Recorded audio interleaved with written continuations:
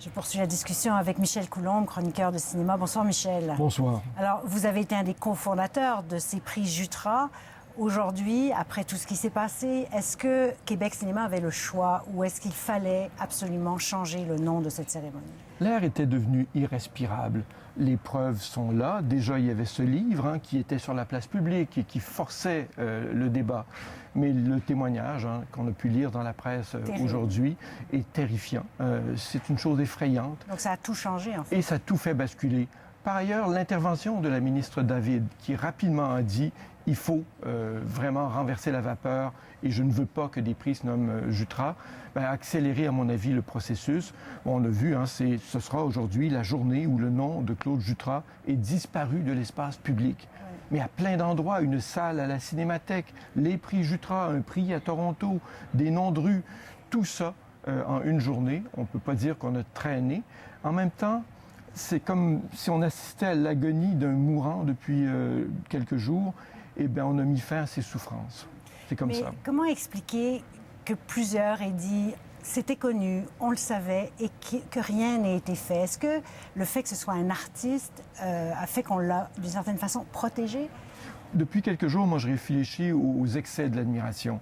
Il y a ça. C'est un artiste, il est un peu à part. Cela dit, les gens qui tenaient ce discours s'en tenaient généralement à des adolescents. Disaient, ils avaient 14 ans, il était plus âgé. Plus âgé, 40, 50 ans, avec un enfant de 14 ans, ça me paraît déjà un problème. Mais ça, pour plusieurs, c'était acceptable. Il était doux, il était gentil, sûrement qu'il leur faisait pas de mal. Aller dire ça à un avocat, il va le condamner quand même. Quand on a vu cette histoire-là, le cas d'un enfant de 6 ans qu'Yves Levert dont il avait parlé citait depuis le début de la semaine. Il disait, voilà, il y a quelqu'un de plus jeune, lui parlait de 5 ans. J'ai tenté de joindre cette personne qui ne voulait pas témoigner. Bon, là, ça devenait effectivement socialement inacceptable. Tant mieux pour Claude Jutra, c'est-à-dire que là, ce débat qui fait rage autour d'un mort, ça fait 30 ans qu'il est disparu, devenait quelque chose d'intenable. On a mis un terme à ça. Il faudra laisser au temps son travail pour que les films reviennent et reprennent leur vie. Pour le moment, ce sera très difficile. Mais est-ce que c'est possible qu'on regarde l'œuvre de Claude Jutra de la même façon aujourd'hui? On y cherchera des signes. Yves Levert, dans son livre, les énumère. Des plans où il regarde des garçons. Mais ce ne sont pas des films malsains, ni des films pervers. Mon oncle Antoine est un grand film. Le film qu'il a fait avec Félix Leclerc Troubadour, est un film de référence. Si on veut voir Félix Leclerc, Wow est un film sur la jeunesse québécoise de la fin des années 60. Tout ça demeure à tout prendre et un des films fondateurs du cinéma d'auteur québécois.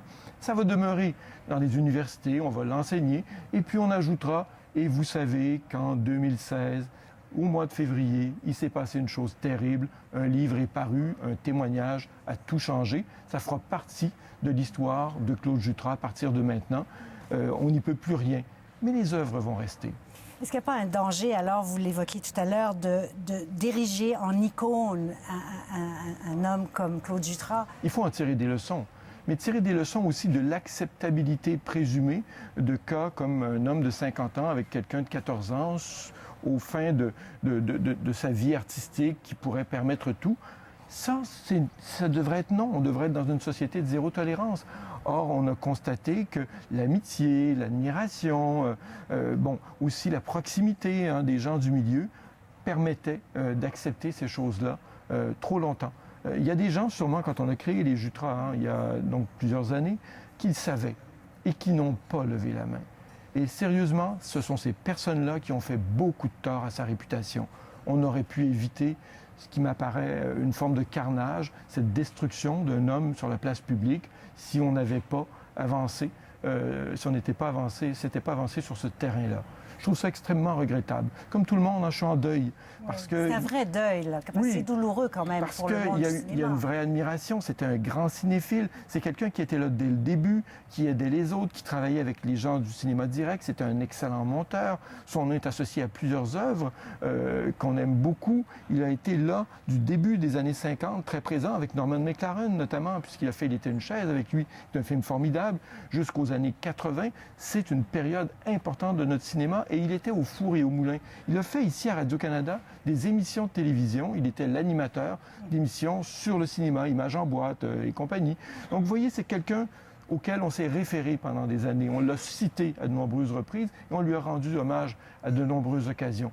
C'est donc une déconfiture, mais aussi un deuil que les cinéphiles devront faire tranquillement. Là, ça a été un peu brutal. On va laisser la poussière retomber. Et après, on retrouvera notre rapport à ces œuvres, comme c'est le cas pour plusieurs artistes. On a appris plein de choses sur différents artistes. Certains ne lisent pas Louis-Ferdinand Céline parce qu'il était antisémite.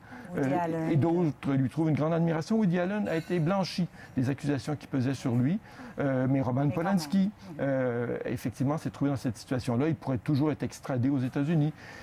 On apprend à vivre avec ça. Pour le moment, c'est un deuil, c'est une journée difficile, mais ce sont des gestes nécessaires qui ont été posés aujourd'hui et responsables de la part du milieu du cinéma. Merci beaucoup, Michel Coulombe. Au revoir.